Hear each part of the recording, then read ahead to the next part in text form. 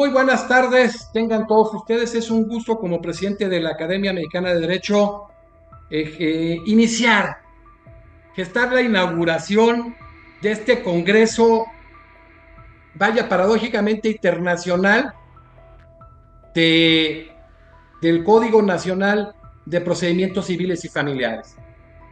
Hoy, 5 de septiembre del año 2024, que les pido una pequeña plegaria porque hoy cumpleaños mi fallecido padre. Hasta el cielo un abrazo. Es un día muy significativo para mí en todos los sentidos. Y hoy está presente aquí mi hermana Claudia, que me da mucho gusto, una gran académica, estudiosa del derecho.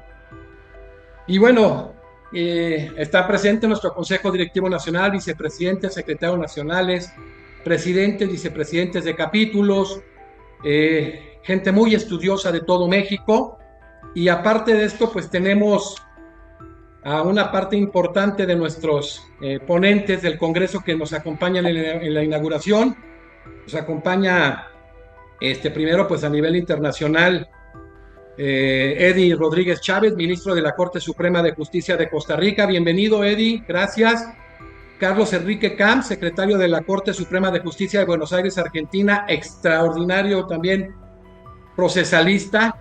Mi cariño para ti, mi querido Carlos, que gracias por acompañarnos. Nos acompañan los magistrados Gustavo Rodríguez Junquera, magistrado del Supremo Tribunal de Justicia del Estado de Guanajuato, Humberto Rodelo García, magistrado del Tribunal Superior de Justicia de Chihuahua, Rodrigo Serrano Castro, magistrado del Tribunal Superior de Justicia de Baja California, José Luis Aranda Galván, magistrado en retiro del Supremo Tribunal de Justicia del Estado de Guanajuato, Claudia Janet Cota Peña, magistrada del Tribunal Superior de Justicia del Poder Judicial de Baja California, el magistrado Raúl Gutiérrez Agüero, magistrado que fue magistrado del Supremo Tribunal de Justicia del Estado de Nayarit. Y bueno, pues hoy, siendo las 16 horas con 6 minutos, damos por inaugurado este congreso que le dimos una vertiente internacional para la implementación del Código Nacional de Procedimientos Civiles y Familiares en un entorno donde las codificaciones procesales de estas materias eran a nivel de las entidades federativas, y se va a iniciar con la vigencia de un Código Nacional que implica algo muy importante, la formación de operadores, o sea, factor exógeno, que a veces no se preocupan los estados que generan estas reformas tan importantes, como se ha visto a la fecha. Están más preocupados muchas veces en otras cosas, pero el día de hoy vamos a iniciar este extraordinario congreso con una ponencia muy importante, una ponencia diría yo, de primerísimo nivel, como todos los ponentes nacionales e internacionales que tenemos, a cargo del ministro Miguel Ángel Fernández González, quien ahorita lo vamos a presentar. Primero le vamos a dar la bienvenida, quien es el ministro del Tribunal Constitucional de Chile. Y antes de iniciar, mi querido doctor Miguel Ángel Fernández González, quiero decirle que en acuerdo plenario, la Academia lo ha designado miembro honorario. Bienvenido. Antes que la presentación, pues darle la bienvenida a mi querido ministro. Muchas gracias, doctor. Un saludo especialmente a todos y particularmente a los magistrados y funcionarios judiciales que nos acompañan. Yo aprovecho de transmitirles el saludo de la presidenta del Tribunal Constitucional de Chile y del Pleno de Ministros, que me han pedido transmitirles, como digo, un saludo muy especial, muy cariñoso desde Santiago, y agradecerles mucho la invitación y el honor que me hacen de integrarme a la academia. Es un honor inesperado, pero realmente que me compromete mucho con usted, doctor Naveja, y con la Academia Mexicana de Derecho. Muchas gracias por la invitación. Gracias, doctor. El doctor Miguel Ángel Fernández González es ministro del Tribunal Constitucional de Chile, en virtud de que en julio del 2018 se le designó como tal por el presidente de la República, Sebastián Piñera Echenique, por un periodo de 9 años. Es doctor en Derecho por la Universidad de los Andes, magíster en Derecho Público con mención en Derecho Constitucional por la Pontificia Universidad Católica de Chile, magíster en Investigación Jurídica por la Universidad de los Andes de Chile, profesor de Derecho Constitucional en la Universidad Católica de Chile y en la Academia Superior de Ciencias Penales, Dictó clases en la Universidad de Chile entre 2000 y 2006 y en la Universidad de los Andes en 2000 a 2017. Ha sido profesor invitado en la Universidad Rafael Landívar en Guatemala y en la Universidad Católica de Argentina y hoy en la Academia Mexicana de Derecho. Dicta cursos de su especialidad en los magísteres de la Facultad de Derecho de las Universidades de Talca, prestigiosa de los Andes y Finisterre. Fue director del programa de Magíster en Derecho de 2015 al 2023 y actualmente es director del Departamento de Derecho Público de la Pontificia Universidad Católica de Chile. Es autor de más de 50 artículos de su especialidad, con colaboraciones en obras colectivas publicadas en Chile, Argentina, Brasil, Francia y México, así como de los libros El Principio Constitucional de la Igualdad ante la Ley, La Libertad de Enseñanza ante la Jurisprudencia del Tribunal Constitucional, El Nuevo Proceso Penal frente a la Constitución y Derechos Fundamentales en 25 años de jurisprudencia del Tribunal Constitucional. Integró el Consejo de Modernización de la Labor Legislativa, fíjense qué importante, creado por los presidentes del Senado y de la Cámara de Diputados en 2015, y ya ha sido invitado regularmente a distintas comisiones parlamentarias a opinar de derechos acerca de materias constitucionales. Este Tribunal Constitucional, que con la coexistencia de Cortes Supremas es el órgano de cierre, quien adquiere a nivel constitucional una especial importancia, y sobre todo estos tribunales constitucionales, pues como órganos extrapoder, hoy tener la presencia del doctor Miguel Ángel Fernández González con el tema La experiencia en oralidad civil y familiar en Chile, es un verdadero privilegio para la Academia Mexicana de Derecho. Doy la bienvenida, reitero, a todos los miembros del Consejo, a los ponentes nacionales e internacionales que nos acompañan en la inauguración, y le doy el uso de la voz, mi querido doctor Miguel Ángel Fernández González. Adelante. Gracias, doctor Naveja. Le vuelvo a reiterar el agradecimiento y el saludo a todos los participantes de este Congreso Internacional y mi especial saludo a la Academia Mexicana de Derecho. El título que planteaba el doctor Naveja es un título, como vamos a ver, un poquitito equívoco en el caso de Chile, ¿no? Cuando hablamos de experiencia en oralidad civil y familiar en Chile. Porque tenemos experiencia de oralidad reciente, hemos comenzado a avanzar en este camino desde hace algunos años, pero no lo hemos hecho en materia civil. Precisamente el Código de Procedimientos Civiles es tal vez el único conjunto normativo de procedimientos relevante en nuestro país que sigue sin incorporar la oralidad, sigue vigente el Código de 1906. Ya vamos a explicar un poquito este contexto. Y luego de reseñar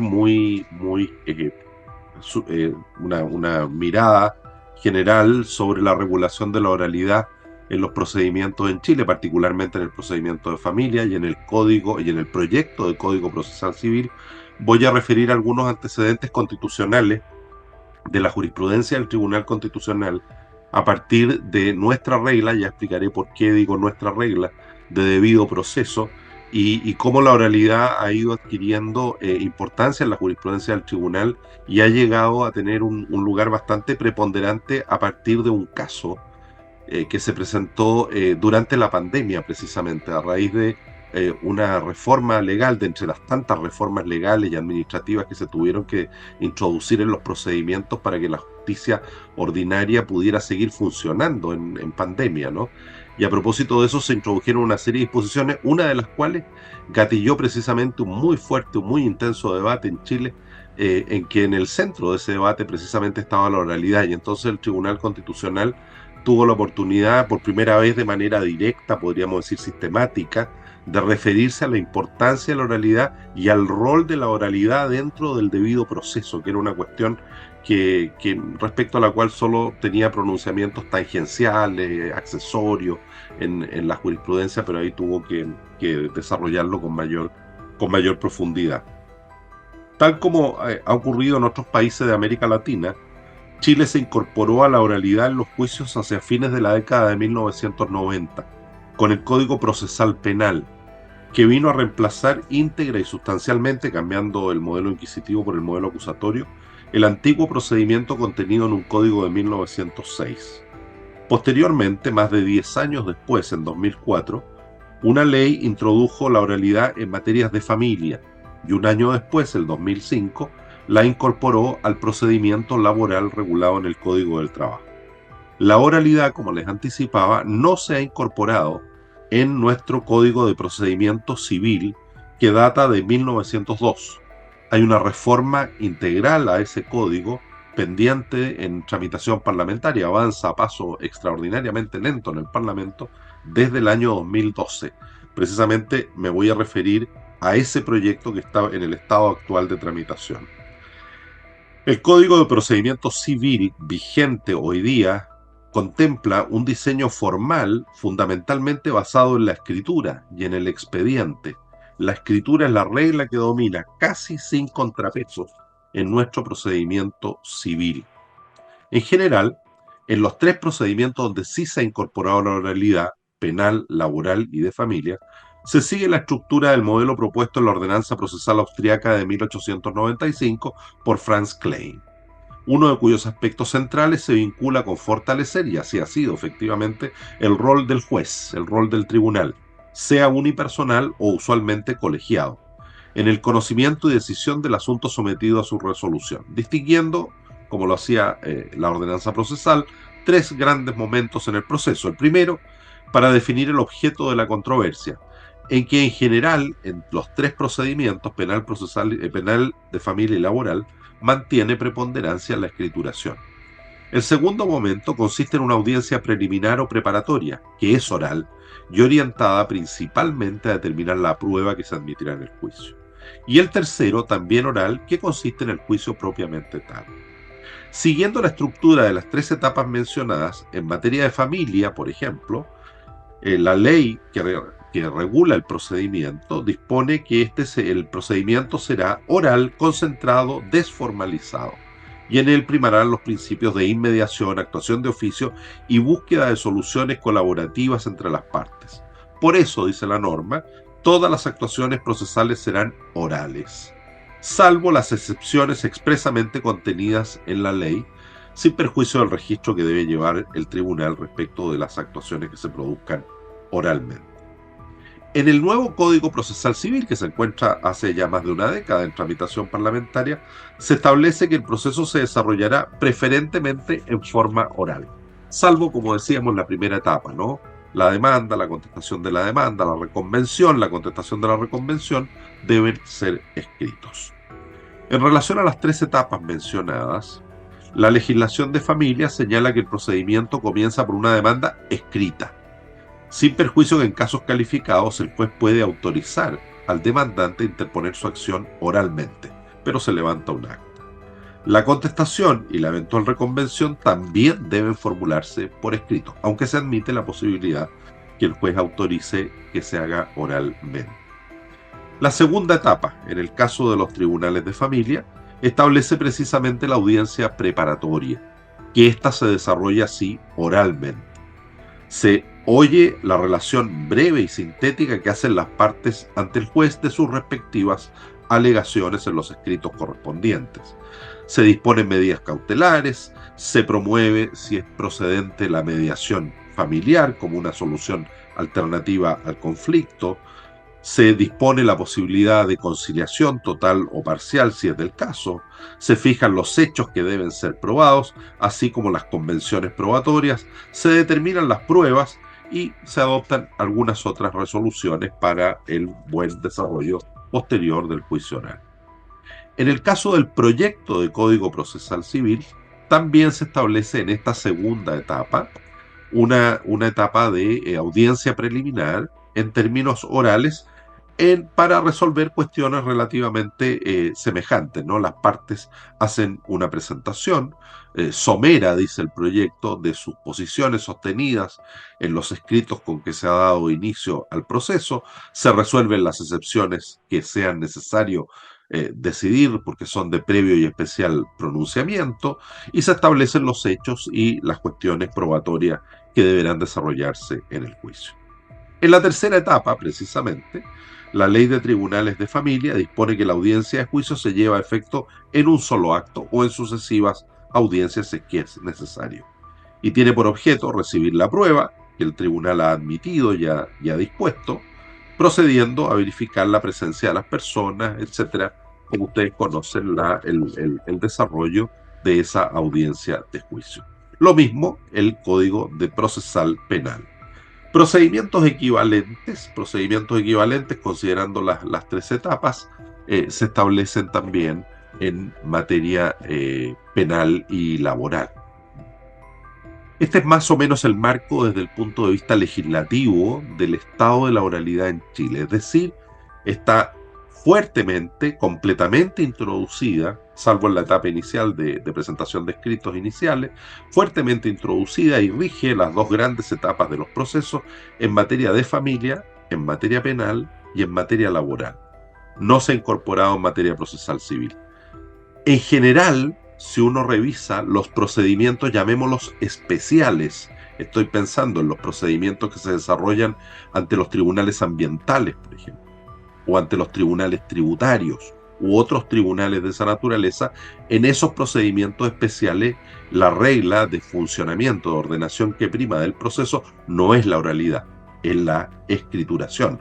Por eso la escrituración sigue siendo una regla muy importante, forma parte de alguna manera de la cultura jurídica en Chile. Y recojo algo que decía el profesor Naveja en su presentación, ¿no?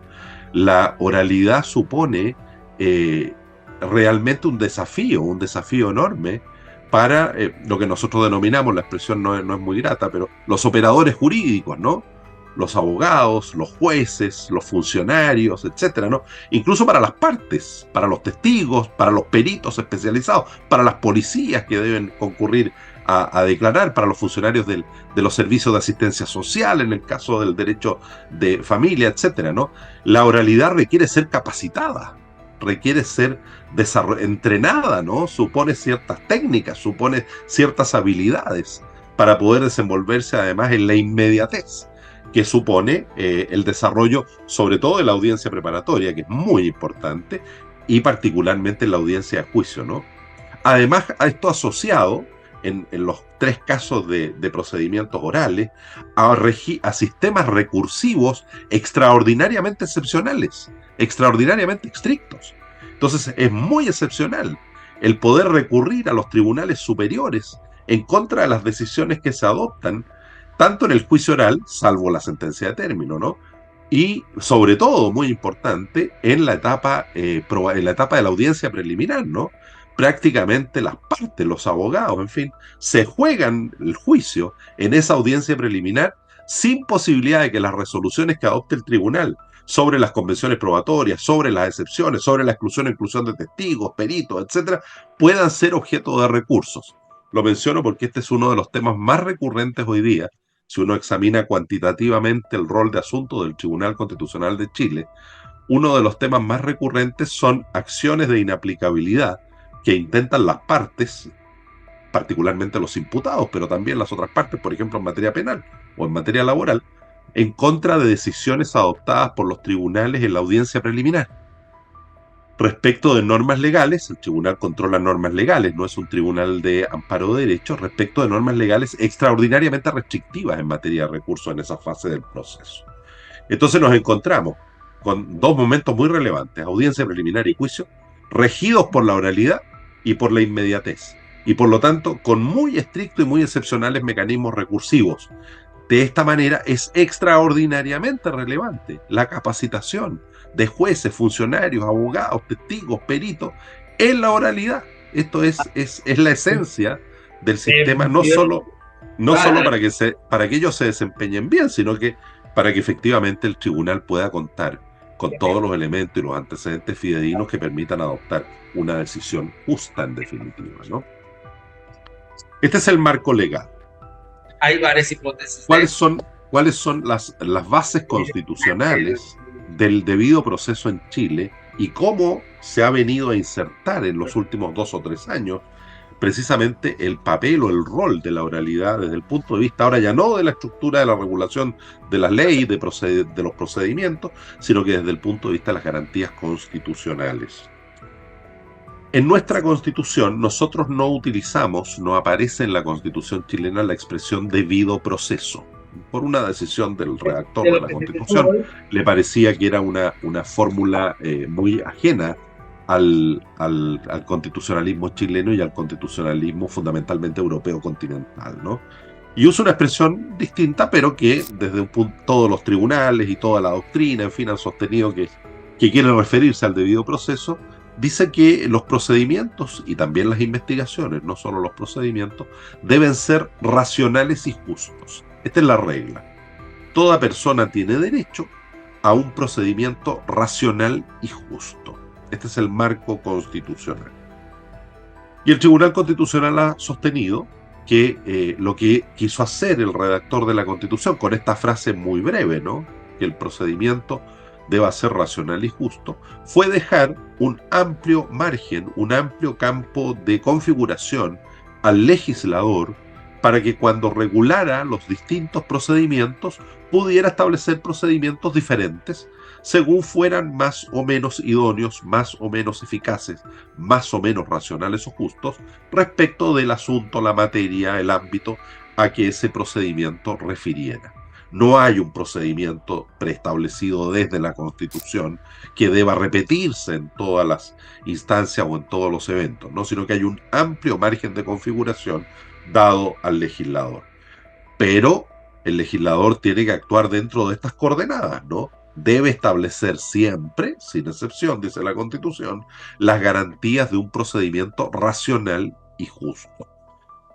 Y entonces la jurisprudencia, de manera yo diría bastante unánime, ha fijado naturalmente ciertas reglas elementales, podríamos decir básicas, que pueden admitir excepciones, por cierto, pero son excepciones, pero ciertas reglas básicas que deberían estar presentes por regla general en todo procedimiento, ¿no?, como la publicidad de las decisiones de los tribunales, el derecho a la acción, el oportuno conocimiento de las presentaciones de las partes por la contraria, la defensa sin perturbaciones, sin embarazos, sin interrupciones por parte de los abogados, ¿no?, la defensa técnica, la defensa legal, la producción libre de pruebas, el examen de la prueba que se rinde, la bilateralidad de la audiencia y el sistema de recursos, sin definir, como decíamos a nivel constitucional, un sistema específico de recursos.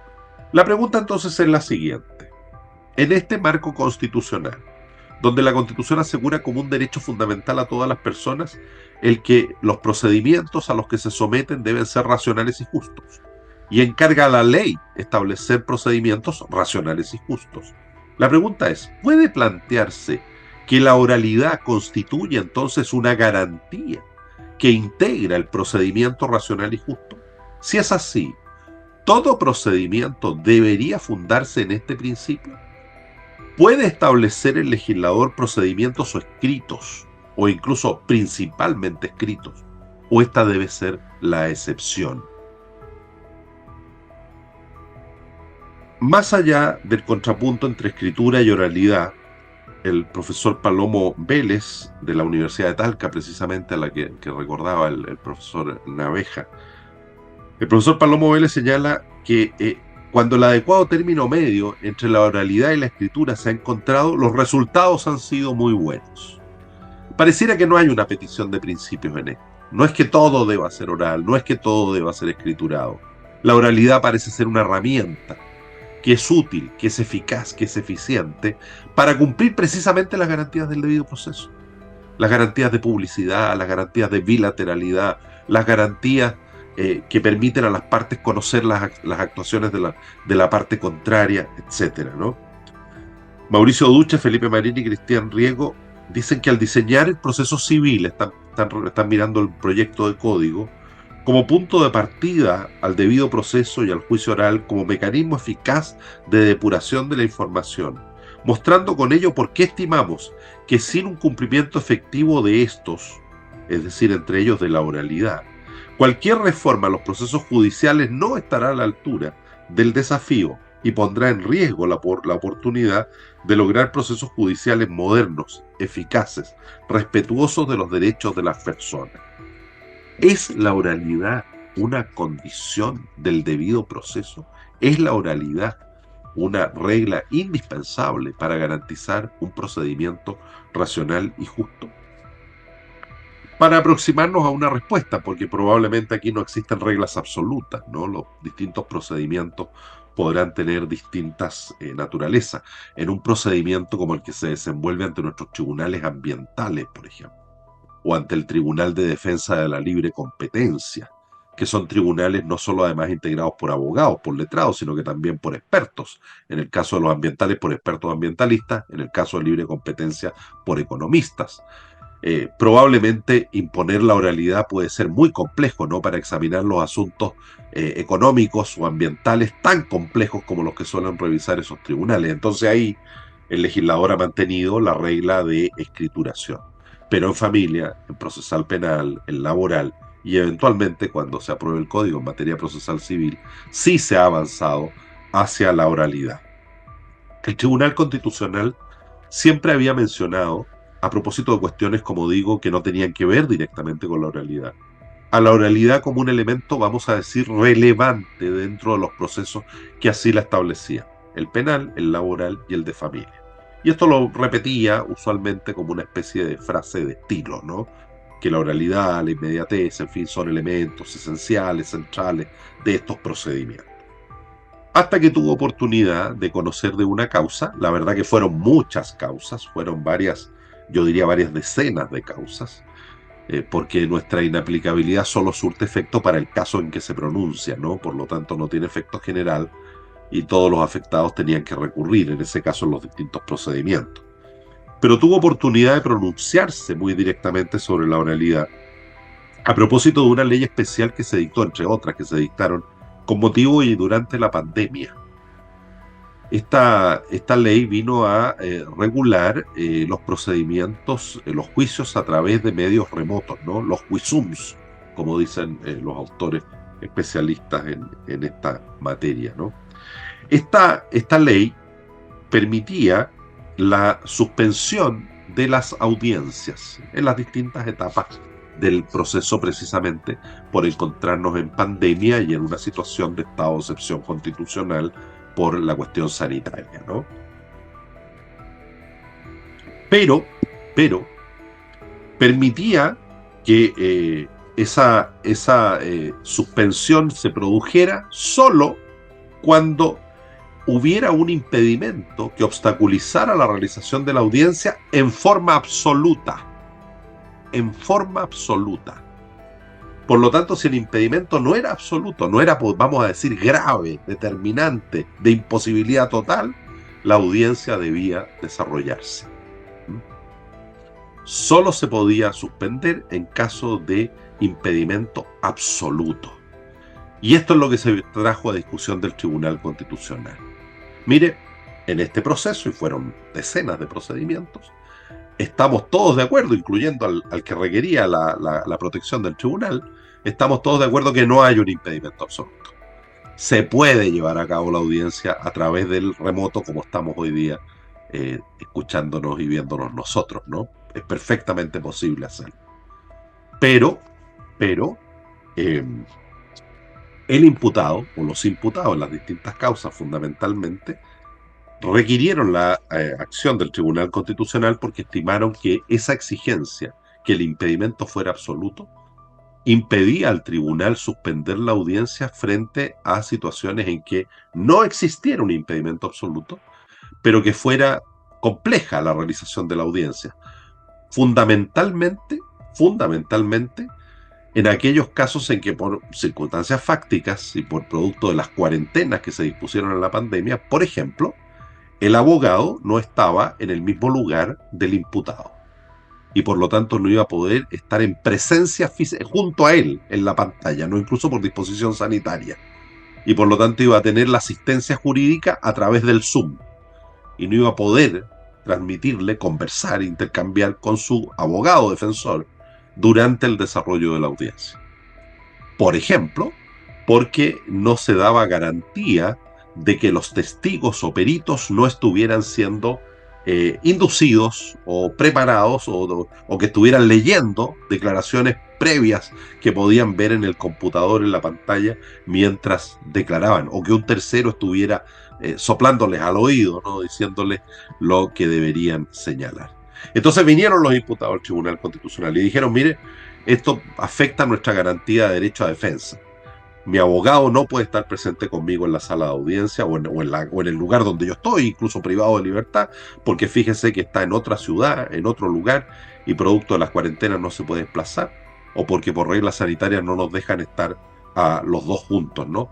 Y tampoco mi abogado va a poder contrainterrogar adecuadamente a los testigos y a los peritos, ni sabemos si van a estar leyendo sus deposiciones, sus declaraciones, o si van a estar siendo asistidos por un tercero. ¿Qué dijo el Tribunal Constitucional? El juicio se puede suspender, explica la situación, pero las circunstancias alegadas para pedir la suspensión deben ser un impedimento en forma absoluta, lo que significa que si hay afectación del derecho a defensa, pero no total, el juicio no se suspenderá y deberá ser realizado a pesar de estar afectado parcialmente el derecho a defensa, sin que la judicatura, sin que el tribunal que está conociendo esa causa pueda restablecer su imperio, impidiendo la realización del juicio en condiciones que pueden ser precarias, impidiendo que éste sea suspendido, aun cuando se asume que los derechos al debido proceso y a la defensa se vean degradados, ni siquiera afectados, degradados. La expresión que usa la Constitución es amenazados o perturbados, ni siquiera impedidos. La sentencia, sobre la base del derecho de acceso a la justicia en las audiencias realizadas por medios remotos, establece la siguiente base. La interdicción de la indefensión es un principio general. En nuestro sistema jurídico, su consagración es sencilla. La defensa letrada no puede ser interferida. Es inviolable, es irrenunciable, es un elemento del racional y justo procedimiento. En este orden, toda hipótesis de indefensión, sea total o parcial, debiendo además agregarse que al estar la actividad jurisdiccional regida por el principio de legalidad del juzgamiento y por el deber de motivación de la sentencia, el derecho a defensa debe necesariamente incluir la asistencia letrada. Y esta asistencia tiene que ser concreta y efectiva. No se satisface con el mero nombramiento de un abogado defensor. La asistencia jurídica implica estar o hallarse presente en el lugar donde se está realizando la diligencia, con posibilidades ciertas de que la asesoría sea efectiva y no un puro formalismo de comparecencia y contemplación, carente de acción y sin significación real. Llevado al ámbito del derecho a defensa, se sostiene, como ustedes saben muy bien, al igual que el debido proceso, que tiene dos dimensiones, la dimensión formal y la dimensión material. Si bien la limitación solo se puede suspender por impedimento absoluto, se vincula directamente con el principio de inmediación, la sentencia avanza también hacia la oralidad. Y aquí viene lo que me interesaba destacar, acudiendo, entre otros antecedentes, a la sentencia de la Corte Interamericana en el caso Castillo-Petruzzi y otros con Perú. Este tipo de juicio debe ser un juicio concentrado y con inmediación, lo que lleva necesariamente a que todo lo que puede influir en la decisión judicial tiene que haberse practicado en presencia judicial. De modo que la decisión no puede atender sino a las alegaciones o a las pruebas hechas o practicadas ante el juez y en audiencia pública. Por lo que la cuestión constitucional dice relación con la satisfacción, en el contexto de la utilización de videoconferencias, en la audiencia de juicio relativa al caso, del estándar de diferentes principios presentes en el marco del debido proceso, todos los cuales deben concurrir y ser respetados en el desarrollo de cualquier controversia sometida al conocimiento de un tribunal. Esto se traduce, por ejemplo, uno de esos elementos, en el hecho que el defensor pueda ejercitar en el juicio el conjunto de facultades que la ley le otorga, para percibir los cargos y la prueba, para mantener contacto directo y en tiempo real con su representado, para ofrecer y presentar la prueba, así como para poder expresar en forma clara e ininterrumpida sus fundamentos durante el desarrollo del juicio. En este sentido, un juicio telemático solo garantiza que es imposible verificar el cumplimiento de ciertas prohibiciones establecidas en los procesos orales, como la prohibición de lectura, por ejemplo. En efecto, en una sala de audiencia, el examen de vista a corta distancia permite fácilmente constatar que no hay lectura de un testigo o de un perito.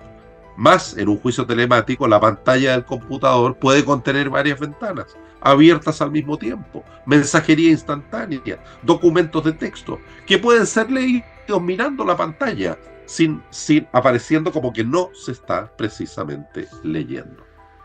Uno de los avances de estos nuevos procesos penal, familia, laboral, con respecto a los antiguos procedimientos, particularmente en materia penal, es que superada la mediación como principio informador, ya no se juzgan papeles, no se juzga el expediente, como lo era al resolver precisamente las cuestiones sobre la base de la lectura de los papeles, de los escritos, ¿no es cierto?, que todos conocimos y que todos presentábamos, sino que se juzga lo que se produce y lo que se percibe en tiempo real en una audiencia mediante el uso de los sentidos, por seres de carne y hueso, que plantean un caso y producen prueba en dicha audiencia, la cual es examinada y contrastada in situ, inmediatamente, bajo la percepción directa de los jueces o del juez, del tribunal y de los demás intervenientes. Marco en el cual el contraste es necesario. Aparece aquí el principio contradictorio, como presupuesto necesario para que dicho contraste sea eficaz en términos de permitir apreciar y establecer hechos, y a partir de ellos tomar decisiones en derecho.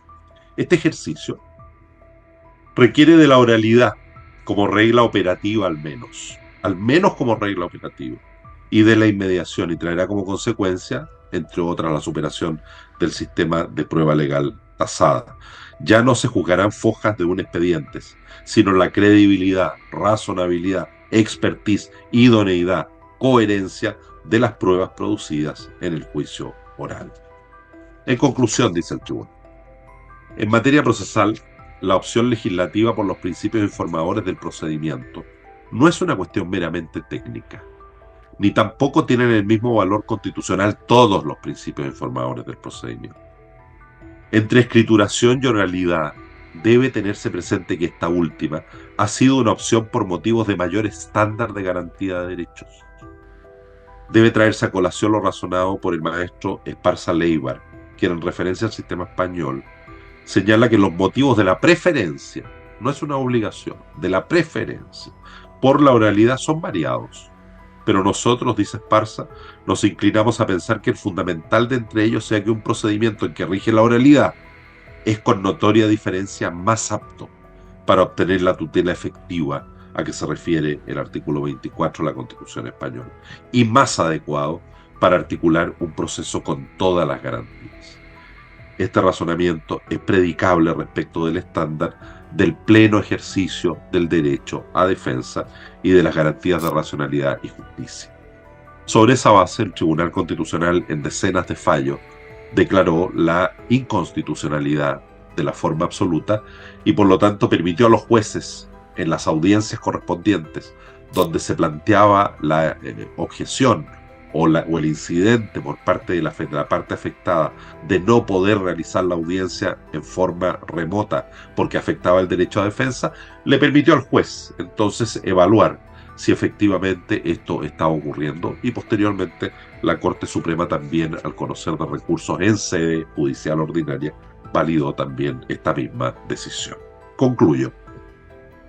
Sin excluir del todo la escrituración, especialmente en la etapa inicial del procedimiento, la oralidad aparece como una herramienta que contribuye a configurar un procedimiento racional y justo en la nomenclatura de la Constitución chilena, un debido proceso. No es, por cierto, ni puede concebírsela como un fin en sí mismo. Por ejemplo, para justificarlo anticipaba que las decisiones adoptadas en una instancia no sean susceptibles de revisión por un tribunal superior, sobre todo si se trata de resoluciones cruciales en el procedimiento. Pero sin duda es un instrumento útil para perfeccionar la racionalidad y justicia del proceso.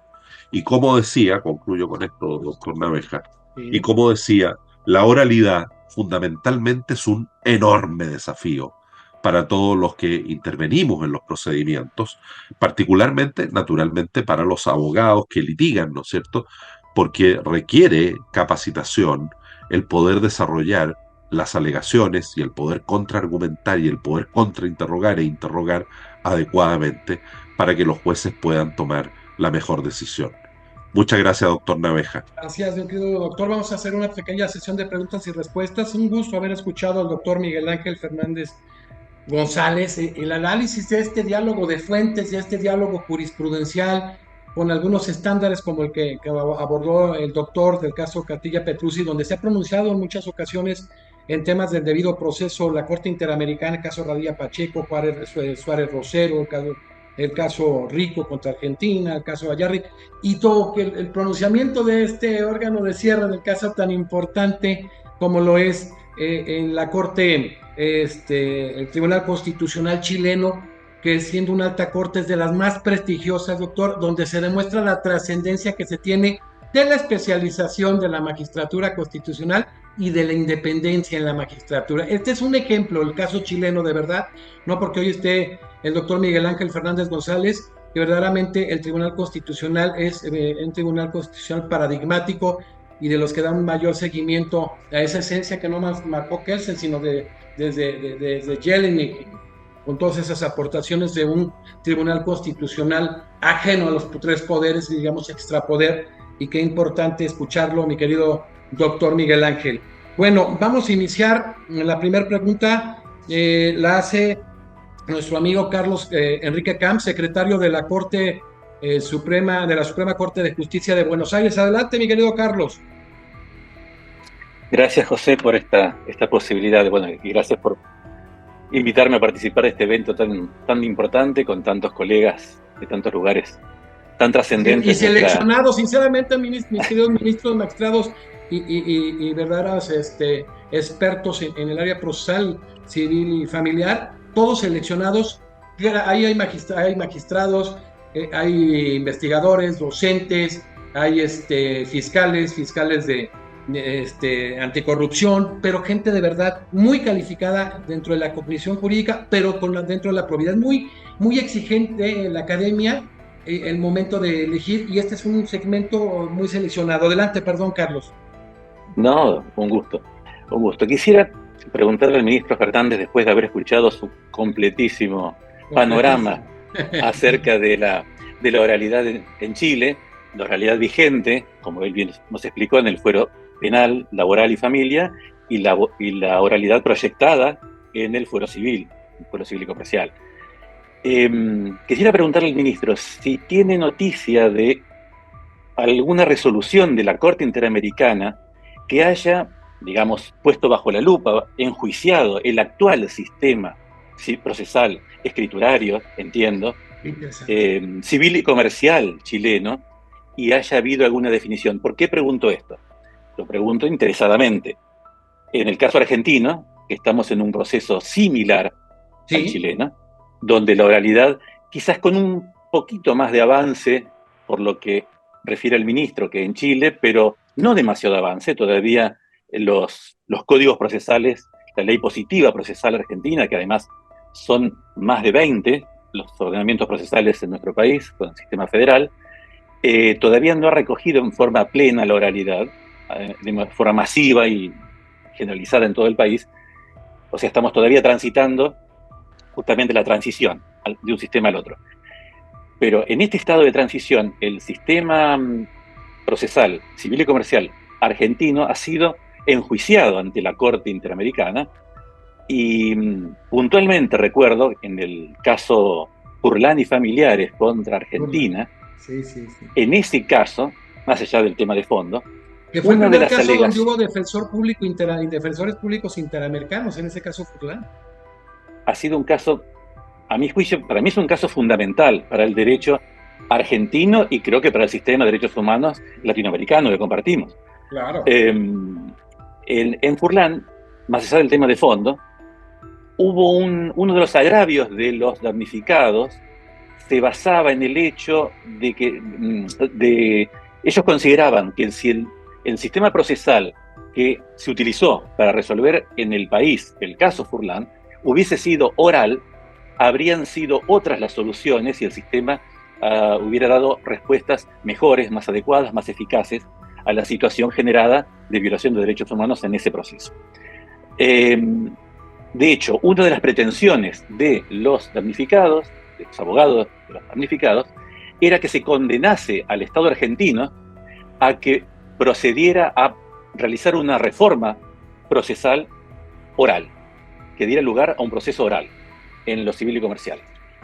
Y el Tribunal Interamericano, la Corte Interamericana, consideró expresamente que eso no era un elemento a tener en cuenta en la condena. Es decir, no consideró necesario condenar al Estado a que estableciera obligatoriamente la oralidad, porque dijo, y esto me parece muy importante, que el propio sistema, como estaba diseñado, contenía las herramientas que adecuadamente utilizadas habrían dado una mejor respuesta al caso. Con lo cual, a la Argentina, la Corte Interamericana nos dijo, en base a nuestra normativa hoy vigente, la oralidad no es un requisito imprescindible para que el proceso sea eficaz. La eficacia puede ser perfectamente conseguida con otro tipo de utilización de las mismas herramientas escriturarias que hoy tenemos. Quisiera saber si algo similar ocurrió en Chile, es decir, si respecto de Chile, la Corte Interamericana ha dicho algo similar a lo que ha dicho la Argentina. Muchas gracias, profesor Carlos Enrique Camps. No tenemos en materia estrictamente de procedimiento civil y comercial algún caso o algún pronunciamiento y tampoco particularmente de la oralidad. Pero dos comentarios a propósito del planteamiento de Carlos Enrique. El primero es que es interesante el caso Furlan precisamente porque aparece esta dimensión que yo trataba de relevar y que puso de relieve también el Tribunal Constitucional en el caso que planteaba, en el sentido que no parece ser la oralidad necesariamente una regla del debido proceso, pero sí aparece como una regla, o puede aparecer como una regla del debido proceso en ciertos casos o en ciertos procedimientos. Y sí, lo que ha dicho el Tribunal Constitucional regularmente, como decía, lo ha dicho como a la pasada, ¿no? Un poco de obiter dicta, que en aquellos casos en que el legislador ha incorporado la oralidad en el procedimiento, pasa a integrar el debido proceso. Y por lo tanto no puede ser obviada, no puede, etcétera, ¿no? Entonces, muy interesante el caso Furlan en ese punto. Y lo segundo, que tiene que ver tal vez con esto en el caso chileno, y que tiene que ver con la lentitud en la reforma, ¿no? Se vincula con que nuestro procedimiento civil y comercial, la gran objeción que hoy día se le plantea es la lentitud, ¿no? Esta es la principal objeción, es bastante obvio, ¿no? Porque, dilaciones indebidas. Claro, y eso tiene mucho que ver con que la inmensa mayoría de las causas que llevan nuestros tribunales civiles, sobre todo en primera instancia, sobre el 85% de las causas corresponden a causas de cobranzas ejecutivas que desarrollan las casas comerciales o los retail, ¿no? Entonces, hay una cierta cuestión política comunicacional, social, etcétera, ¿no? Que ha entrabado mucho el desarrollo de una reforma procesal civil, que naturalmente supone muy cuantiosos recursos, ¿no? El que es un poco, voy a decir, el eslogan, ¿no? La frase de la cuña, como se dice ahora, ¿no? Bueno, se le está mejorando el procedimiento y se está haciendo más rápida la persecución de las deudas por parte de las grandes casas comerciales, ¿no? Cosa que puede tener alguna validez, digamos. Entonces, de alguna manera, esto también entorpece que se avance, pero es absolutamente indispensable avanzar en este sentido. Muchas gracias. Gracias. Oye, Carlos, acaba de estar con nosotros los dos defensores particulares, nuestra amiga María López Puleyo de Argentina y Andrés Mariño de Uruguay, y precisamente en la vía ejecutiva del cumplimiento por parte de estas resoluciones de los países, vamos lentísimos, y de que qué podemos esperar en otro tema, pero qué interesante, qué interesante hay en todo este tema del debido proceso de ley. Yo creo que no va a tardar en pronunciarse porque es el tema evidentemente que más se aborda porcentualmente en la Corte Interamericana de Derechos Humanos, el tema del debido proceso. Eso no es verdad. Pero gracias, Carlos. Gracias, ministro, y gracias. Gracias, amigo querido. Adrián, te escucharemos pronto en tu disertación. Gracias, Carlos, querido. Mi querido amigo Adrián de la Rosa, vicepresidente nacional de Baja California Sur. Adelante, Adrián, por favor, con la pregunta. Muchas gracias, presidente. Muchas gracias, ministro Miguel Ángel Fernández, por su ponencia tan interesante, tan detallada. Ministro, más allá de la forma de discusión del proceso, porque en América Latina hemos estado transitando de la escritura a la oralidad, inclusive al expediente electrónico. Pero creo que para poder realizar los principios de igualdad del que se refirió y también el debido proceso, ¿qué se está haciendo o qué se ha hecho últimamente en Chile para, digamos, definir con más claridad el principio de buena fe y otros conceptos como el abuso del proceso, el fraude procesal y otras malas prácticas que definitivamente impiden precisamente la realización de estos principios fundamentales en el derecho internacional de los derechos humanos? Gracias. Gracias, Adrián. Adelante, ministro. Muchas gracias. Es un tema en el que estamos claramente, me parece a mí, al debe, claramente atrasados. Yo diría que la literatura especializada es escasa primero, y como todos sabemos, no es difícil pedirle a los jueces, a cualquier juez, avanzar muy profundamente si no tiene una literatura que vaya apoyando y que vaya solidificando líneas de acción, ¿no? Entonces, en materia de buena fe, de fraude procesal, de abuso del procedimiento, de cuando en cuando nos encontramos con algunos pronunciamientos, particularmente en tribunales especializados, a libre competencia, por ejemplo, tiene algunas cosas, más que en los tribunales ordinarios y en las causas civiles o comerciales generales, ¿no? Porque además, y esto probablemente tiene que ver no con una cuestión de derecho positivo, de regulación normativa, tiene que ver con una cuestión más bien cultural, ¿no? De la cultura jurídica chilena, en el sentido que hay una especie, vamos a decirlo así, de derecho a litigar, ¿no? Y en los últimos años, en los últimos 30 o 40 años, ha habido un proceso que creo que lo hemos estado viviendo todos, y en Chile también, de enorme judicialización, de todo. Todo hoy día termina en los tribunales, digamos, ¿eh? Desde las cosas más simples, que pueden ser muy importantes para las personas que las sufren, pero objetivamente muy sencillas, muy simples, digamos, que de pronto se resuelven con una buena conversación, hasta cosas verdaderamente muy complejas, ¿no? Pero en Chile tenemos esta idea de litigar y tenemos incluso un derecho a la Corte Suprema, ¿no? Es muy difícil en Chile establecer limitantes de recursos, particularmente ante la Corte Suprema. ¿Cómo no va a la Corte Suprema? No va a poder ver mi causa, ¿no? Aunque sea, como digo, muy insignificante desde el punto de vista sistémico, ¿no? Para cada persona su causa es lo más relevante, ¿no? Entonces, las ideas que a mí me parecen fundamentales, como la buena fe, como el fraude procesal, como el abuso del procedimiento, constituyen nociones muy teóricas en que es difícil avanzar. Les voy a contar una infidencia. Cuando en el Tribunal Constitucional el requirente pierde por unanimidad, cosa que no es común, pero puede ocurre de cuando en cuando, se tiene que evaluar si se le condena en costas.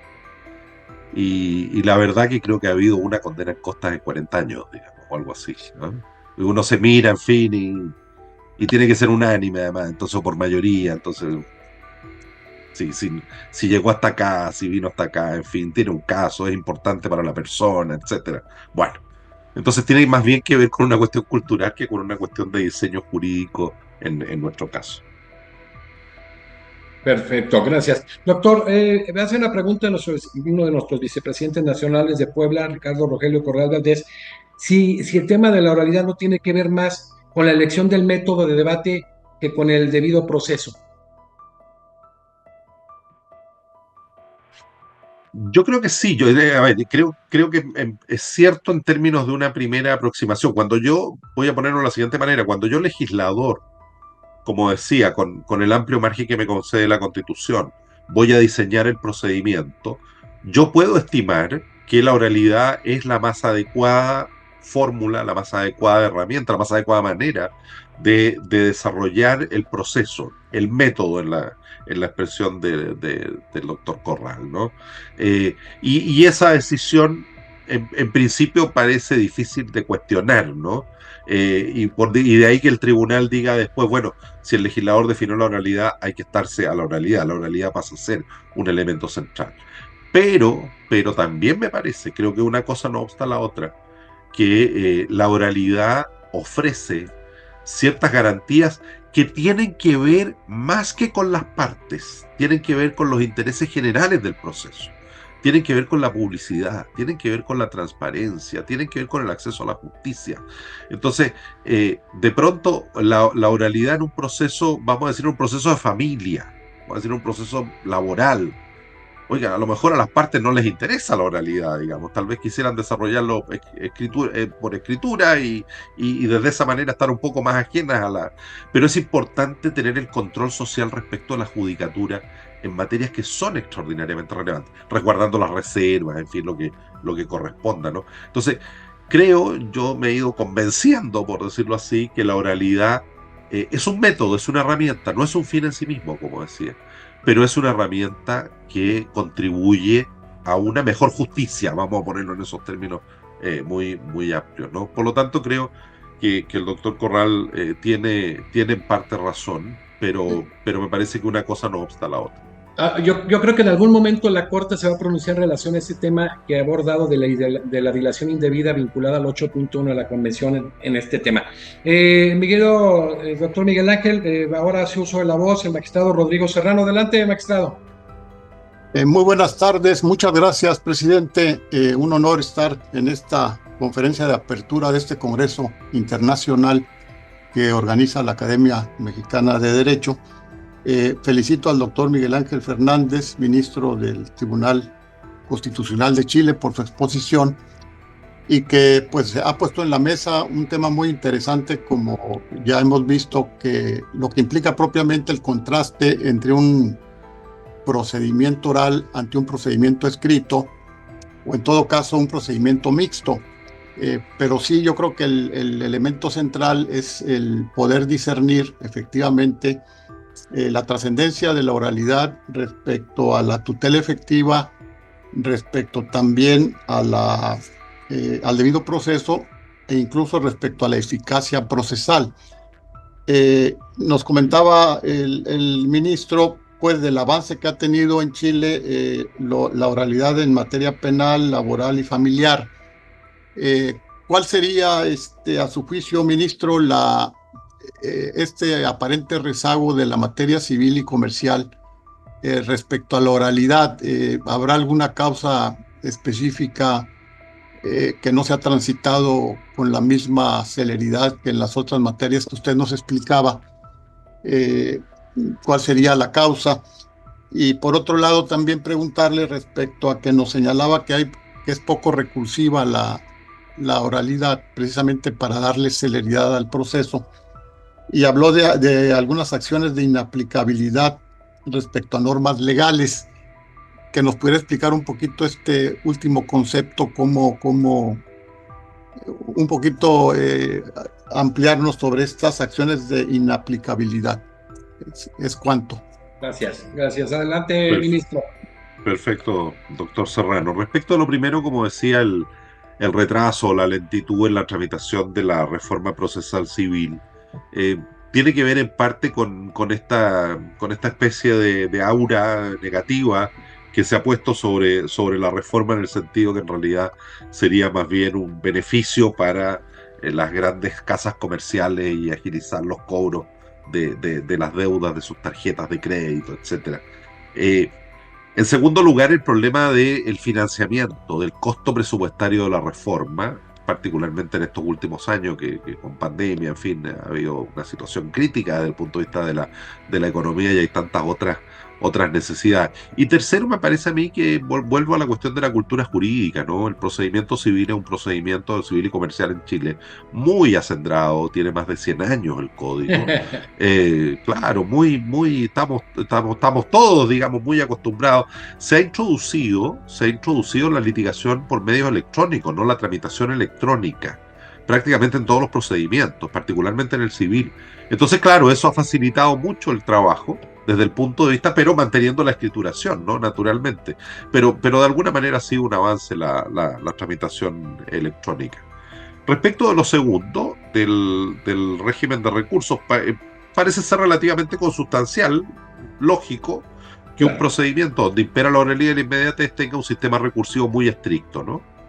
Entonces se han planteado precisamente disputas sobre esto. Por ejemplo, voy a poner un caso que es bastante recurrente en materia procesal penal y que tiene que ver con la audiencia preparatoria del juicio, ¿no?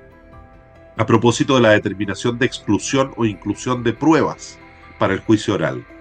El sistema recursivo para apelar de esa decisión ante un tribunal superior solo permite la apelación en favor del Ministerio Público, del ente persecutor, cuando se le excluye prueba al Ministerio Público. Entonces, ¿qué ocurre? Exclusión de prueba de la defensa. No tiene apelación. Inclusión de prueba que es admitida y que se quiere objetar y se objeta, ¿no? Se pide excluir prueba del Ministerio Público y se determina su inclusión.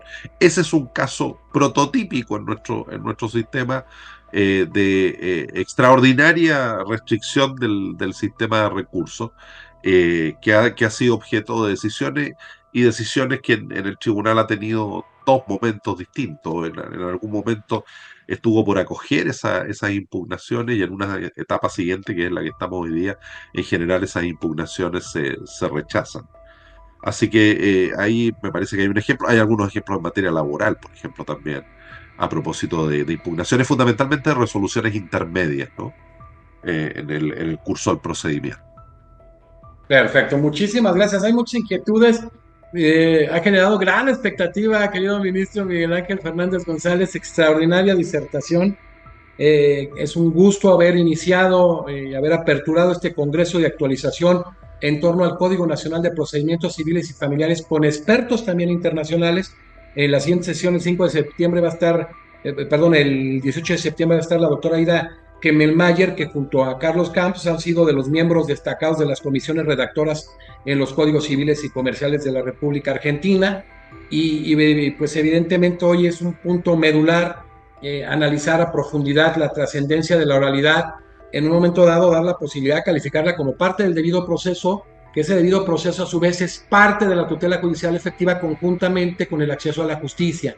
Y hay varias pronunciamientos en este tema del debido proceso, en principios, en derecho de defensa y de pruebas, en el caso Suárez Rosero contra Ecuador. Yo creo que fue un inicio extraordinario, me da mucho gusto que hayan estado presentes varios de nuestros expositores, porque de verdad ha valido la pena que aperture el doctor Miguel Ángel Fernández. Quiero darle las gracias al ministro de la Corte Suprema de Justicia de Costa Rica, Eddie Rodríguez Chávez. Muchísimas gracias, doctor, por estar presente con nosotros en la inauguración de este congreso. Un enorme placer. Me disculpo por la cámara que no la puedo encender en este momento. Nos vemos en los próximos días para contarles un poco de lo que nos estamos enfrentando en Costa Rica con la entrada en vigencia de un código procesal de familia especializado, separado de los procedimientos civiles. Estamos a 3 semanas y justamente estos, parte de los grandes retos, estas últimas 2 semanas he estado muy relacionado con el Congreso, con un proyecto de reformas al código antes de que entre a regir para poder corregir varios de los problemas que hemos ido detectando a través del estudio con jueces y juezas y abogados de todo el país. Agradecidísimo con la invitación. Estaremos pendientes. Gracias, ministro Eddie Rodríguez Chávez. Agradecemos también a un extraordinario procesalista, secretario de la Suprema Corte de Justicia de Buenos Aires, Argentina, por haber estado presente en esta disertación, Carlos Enrique Camps. Gracias, Carlos. El agradecido soy yo, José, por la invitación y por participar de este evento. Quiero agradecer a los magistrados de Tribunales Superiores de México, Rodrigo Serrano Castro del Tribunal Superior de Baja California, Gustavo Rodríguez Junquera, muchísimas gracias, querido Gustavo, un ministro muy destacado del Tribunal de Justicia del Estado de Guanajuato, a mi querido amigo el doctor también, a Humberto Rodelo García, magistrado del Tribunal Superior de Justicia de Chihuahua, a la doctora Rebeca Anastasia Medina García, magistrada del Supremo Tribunal de Justicia de San Luis Potosí, que está con un pequeño padecimiento, pero en el hospital. Gracias por estar con nosotros, mi querida doctora, a la doctora Claudia Janet Cota Peña, magistrada del Tribunal Superior de Justicia de Baja California Sur, al magistrado José Luis Aranda Galván, que ya retiro del Tribunal Superior de Guanajuato y también retiro del Tribunal Superior de Nayarit, a mi querido amigo magistrado Raúl Gutiérrez Agüero. Ha sido una muy importante disertación. Recuerdo en pandemia hicimos un estudio muy interesante con algunos de los actores más importantes en Iberoamérica, incluidos los ingenieros, para ver el estatus que tenía todas estas nuevas tecnologías, cómo los había agarrado, y en el caso de Chile, incluso el Tribunal Constitucional, la Corte Suprema y en la Defensoría Pública eran junto con, o sea, Chile, en el caso de Costa Rica, y Paraguay, que tenía ya la cosa digital, la verdad, los que estaban más avanzados, y en el caso de México, Guanajuato y Nuevo León. Entonces, qué bueno que hoy se inicia con esta extraordinaria conferencia, con la conferencia por parte del doctor Miguel Ángel Fernández González, ministro del Tribunal Constitucional de Chile y miembro honorario de la Academia Mexicana de Derecho, con el tema la experiencia en oralidad civil y familiar en Chile. Gracias, querido doctor Miguel Ángel Fernández González. Pues ya como un activo de la academia, igual que Carlos, igual que cada uno de Eddie, pues es un gusto que estemos intercambiando y que estemos rompiendo los paradigmas, ¿no? Hoy en día que vienen debates como en el caso mexicano, donde se pretende seguir un poquito la guía de Bolivia, con la elección popular de miembros del Poder Judicial, incluidos ministros de corte y altas cortes, que bueno, no quiero entrar en trazas de esto, pero sí es importantísimo este diálogo que estamos teniendo a nivel internacional, y quiero agradecer hoy a nuestros amigos de Chile, de Argentina, de Colombia, y hoy en especial les hacemos mención honorífica a esta conferencia inaugural del doctor Miguel Ángel Fernández. Gracias, doctor Miguel Ángel Fernández González. Muchas gracias, doctor. Muchas gracias a todos. Yo le voy a enviar la ponencia, doctor, para que para que la tengan disponible. Perfecto. Un abrazo a la distancia. Un abrazo a la distancia. Gracias a todos los Consejo Directivo Nacional de la Academia, los miembros de los capítulos, a nuestros disertantes en próximas fechas, ya los tienen ustedes.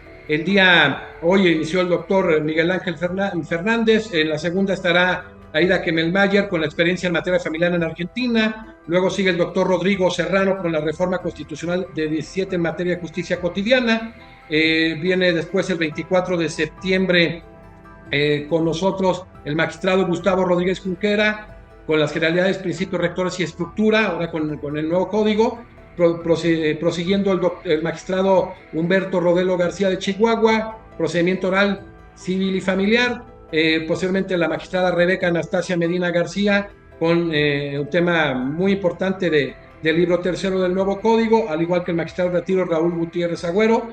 En la séptima conferencia estaría la octava conferencia, la magistrada Claudia Janet Cota del Tribunal Superior de Justicia de Baja California con la justicia familiar. Luego vendría José Luis Aranda Galván, magistrado en retiro del Tribunal de Justicia de Guanajuato, litigante ante la entrada en vigor del Código Nacional. La décima sería la protección cautelar del nuevo código con el doctor Carlos Enrique Camps, que ha participado en todas estas codificaciones argentinas. Gracias, Carlos. Luego el ministro Eddie Rodríguez Chávez con esta experiencia que ya nos dio un adelanto. Le dije que no siguiera porque se la iba a acabar ahorita, mi querido ministro. Y cerrando con mi querido amigo, el ministro Jorge Olazo Álvarez, ministro de la Corte Suprema de Justicia de Costa Rica, con la justicia digital, para ahora analizar esto que ya había abordado algunos de los, creo que fue el caso de Adrián, nuestro vicepresidente. Pues reiteramos, agradecemos hoy al doctor Miguel Ángel Fernández González, con el tema, quien disertó el tema, la experiencia en oralidad civil y familiar en Chile, que va a ser un tema paradigmático porque esto se ve en toda América y parte de Europa, y pues obviamente lo ven expertos de todo el mundo dentro de la magistratura y dentro de la investigación, así es de que vamos a seguir de cerca, doctor Miguel Ángel Fernández González. Muchas gracias.